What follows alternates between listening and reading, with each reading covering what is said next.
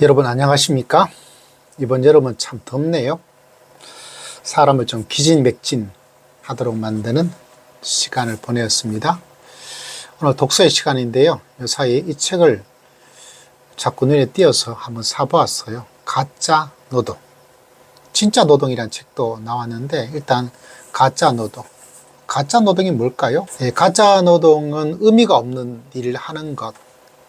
사람이 좀 뭔가 의미가 있고 가치가 있는 일을 하고 싶은데 그렇지 않다는 거죠. 물론 어떻게 사람이 그런 일만 하겠어요. 그러나 스스로 만드는 번아웃의 세계라는 부제목이 있는 것처럼 좀 필요하지 않은 일에 너무 많은 노동의 시간을 보내고 있는 것이 아닌가라고 합니다. 논리적으로는 참 이해가 되어지기도 하지만 과연 그렇게 살아갈 수 있을까라는 생각을 하는데 기본적인 것들은 다른 것이 아니라 조금 노동에 대한 생각, 일에 대한 생각들을 새롭게 만드는, 지금 일을 너무 많이 하고 있다 이런 이야기가 되어져 있습니다. 초반부를 읽고 있기 때문에 전체에 대한 내용들 정확하게 좀 파악하기가 조금 어렵고, 그래도 제가 좀 좋아하는 스타일은 아니어서 조금 어려운데, 어렵다기보다는 뭐 그냥 좀 그래요. 그런 가운데서 다른 게 아니라 옛날에는 아마 시대가 변하면 노동의 시간이 좀 줄어들게 될 것이다. 여가를 많이 가지게 될 것이다. 이런 이야기가 나오더라고요.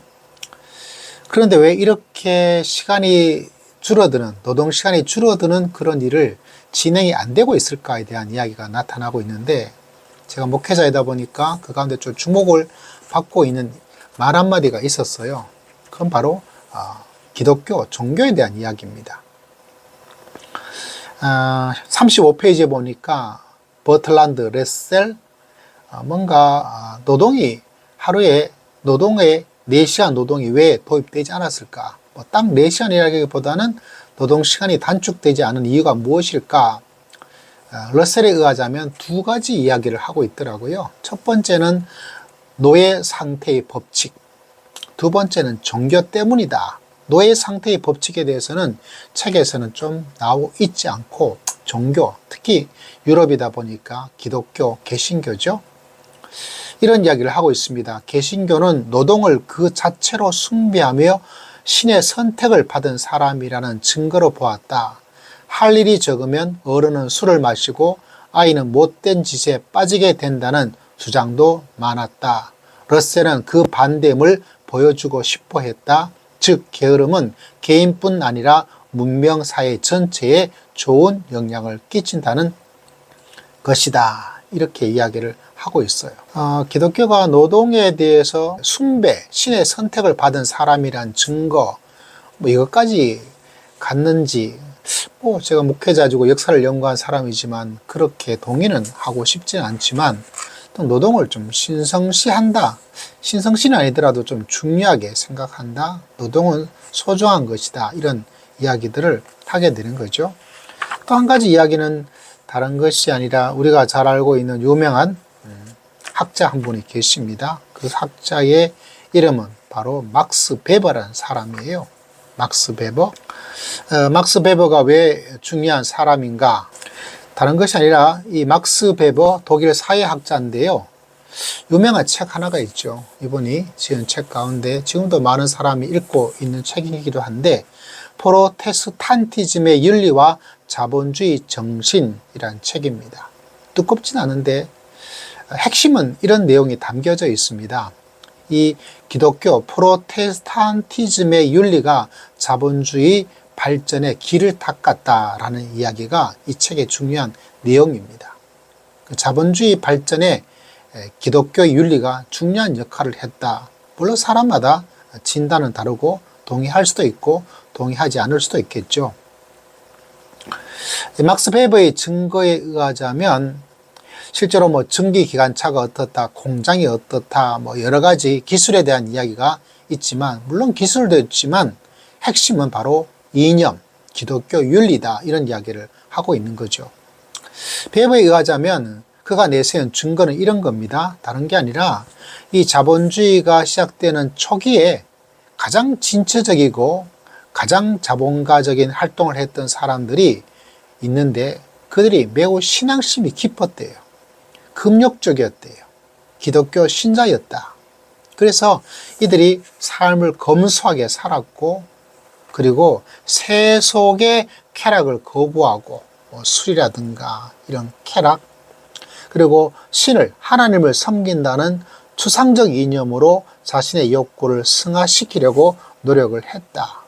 열심히 일한다, 검소하게 살아야 된다, 세속의 쾌락을 거부한다. 이 기독교 신앙의 하나님을 섬기는 모습이다. 이런 생각 속에서 지속적인 고된 노동에 대한 산업혁명의 필요에 잘 맞아 떨어졌다. 이렇게 이야기를 하고 있는 거죠. 초기에 이 자본이 고된 노동, 지속성에 대한 이것까지 갔는가? 이건 조금 생각을 해볼 여지가 없지 않아 있습니다.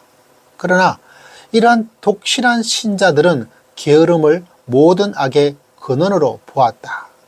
기독교가 게으름에 대해서는 굉장히 좀 거부감을 가지죠. 물론 게으름 자체가 버틀란드 러셀이 말했던 이것과 관련되어져서 게으름을 사용하고 있지만 그것이 성경에서 말하고 있는 게으름과는 동일하다가 보기엔 좀 어렵죠.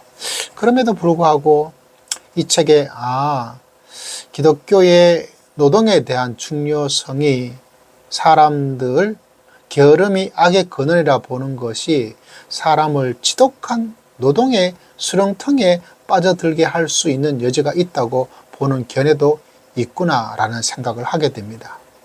저는 한국 보수교회 생각들 가운데서 노동자에 대해서 굉장히 좀 뭐라 그럴까요? 거부감이라보다는 친기업적인 성향을 좀 많이 가지고 있는 것이 조금 걱정이 되죠. 약한 자에 대한, 노동자도 약한 자면 약한 자일 텐데 성경은 그런 쪽에 더 편의 성향을 가지고 있는데 도리어 강한 자에 달라붙고 있는 거죠. 권력에 달라붙고 있고, 그래서 좀 마음이 늘 걱정스러운 마음을 가지고 있는데, 노동 중요하고 부지런함에 대한 강조가 이 시대 속에서 어떻게 접목이 될 수 있을 것인가. 다른 것이 아니라 너무 많은 노동, 사실 우리나라가 지금 주 5일제가 일반화되었잖아요. 주 5일제가 되었을 때도 기독교의 목회자들, 교회가 난리를 쳤죠. 6일 동안 일하고 하루 쉬는 안식일이지 무슨 것인가, 이런 이야기를 하여서 지금은 그런 이야기 하는 사람 아무도 없어요. 노동을 6일을 꼭 해야 된다. 하나님이 창조를 6일 했기 때문에. 그러나 하나님의 창조에 그것을 그렇게 접목시켜 적용시켜 나가는 것이 과연 현명할까? 이게 좀 뭔가 아니다 싶었던 그런 생각을 가지게 된다는 거죠. 지금 노동이 좀 많죠. 과도하게 노동되어지고 과연 인간적인 삶의 모습을 회복시키는 노동이, 그런데 부지런함의 강조가 부지런하다는 것과 노동시간이 길어야 된다는 것이 과연 적절한가? 이런 생각을 하게 됩니다. 도리어 이 책에 주장하고 있던 것처럼 의미 없는 일에 단지 시간만 많이 드는 그런 것에 기독교가 부지런함에 대한 강조, 게으름에 대한 터부시하는 것이 이념으로서 작동하고 있지 않을까, 이런 지적에 대해서 한번 생각을 하게 되는 거죠. 여러분은 어떻게 생각합니까? 부지런함에 대한 강조가 노동 시간의 많음으로 이야기하고 있는 것일까요? 저는 아니라고 생각합니다. 부지런함이 시간을 많이 들여서 일을 많이 해야 된다라는 것, 그것은 아니지 않을까요?